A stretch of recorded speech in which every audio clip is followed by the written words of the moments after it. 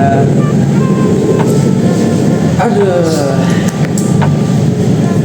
Jadi di podcast malam ini, di episode malam ini, podcast kita tuh bertemakan seputar dunia hukum, yaitu dengan tema penemuan hukum, metode argumentasi dan konstruksi. Nah, sebelum itu kita kedatangan tamu spesial teman-teman dari mahasiswa Universitas Merdeka Malang, ya, dari anak Fakultas Hukum nih. Yuk, monggo Mas, monggo Mas, monggo Mas, monggo Mas. Nah, mari.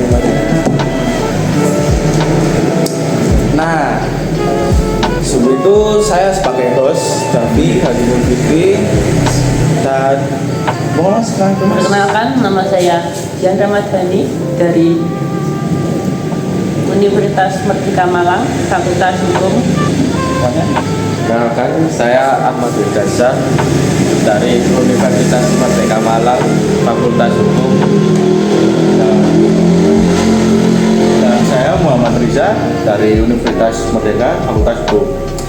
Nah, ini kan kita mau membahas seputaran dunia hukum nih. Nah, cocok sekali ya kita mengundang tamu spesial dari anak Fakultas Hukum ya.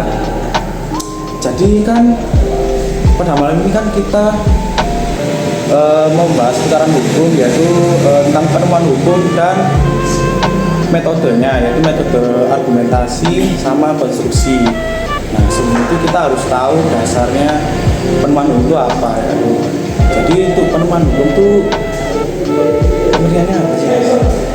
Di sini yang dimaksud dengan penemuan hukum adalah di mana proses di mana hukum ditemukan dan ditentukan berdasarkan norma-norma yang ada dan melibatkan pemahaman terhadap undang-undang, jurisprudensi dan prinsip-prinsip hukum yang ada. Seperti itu. Nah, betul sekali. Betul sekali ya. Betul. Penemuan hukum juga mencakup cara kita memahami dan menerapkan hukum dalam konteks yang berbeda. Terutama kita menghadapi kasus-kasus baru yang belum ada presidennya. Seperti itu Mas? Iya. Oh, seperti itu ya. Nah, terus kan tadi ada dua metode kalau nggak salah, yaitu yang pertama ada argumentasi, lalu yang kedua adanya konstruksi.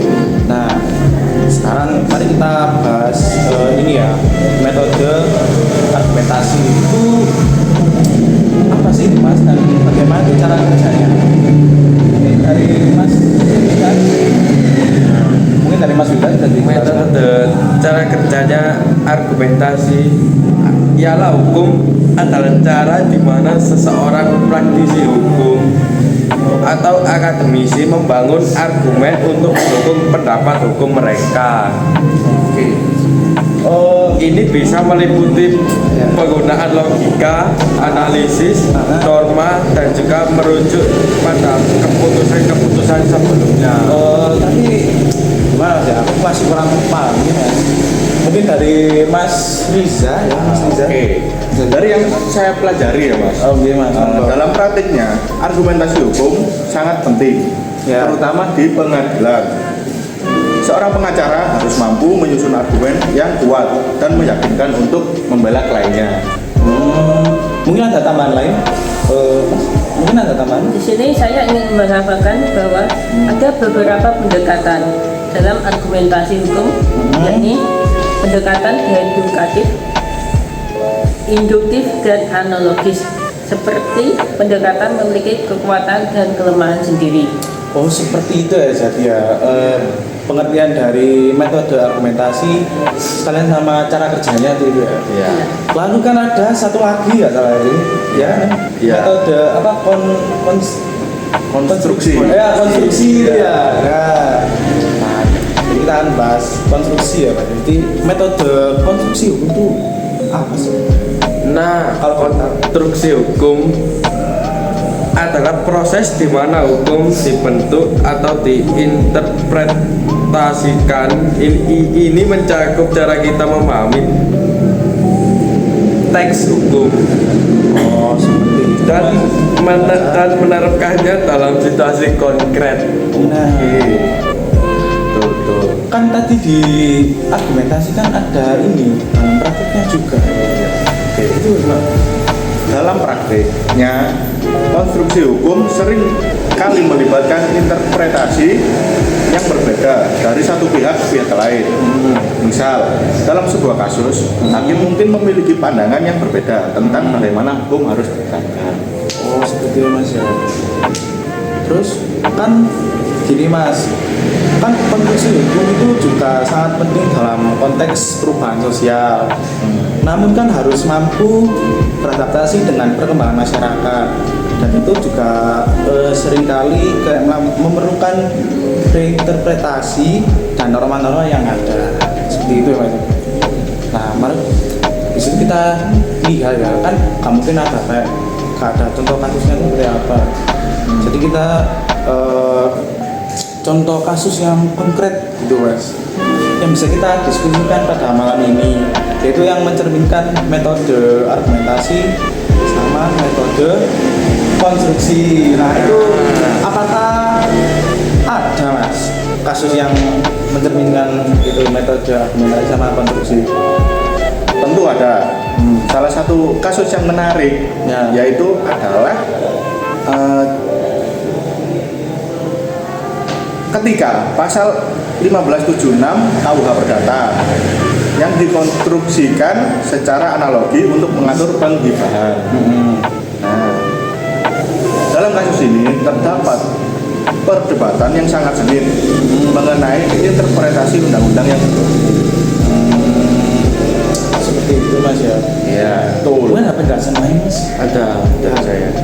Dalam kasus tersebut, kita bisa melihat bagaimana argumen dari kedua belah pihak dibangun oleh bagaimana hakim melakukan konstruksi hukum untuk mencapai putusan. Seperti itu. Ya, Oh, baik. Mungkin itu ya yang bisa kita bahas malam ini, yaitu mengenai penemuan hukum dan juga metodenya, yaitu metode argumentasi dan konstruksi. Jadi terima kasih buat mas-masnya ya yang repot-repot kesini dari jauh-jauh. Namanya mana Mas? Oh, ini Saya pastinya gitar. Blitar. Oh, dari Blitar ke sini Mas?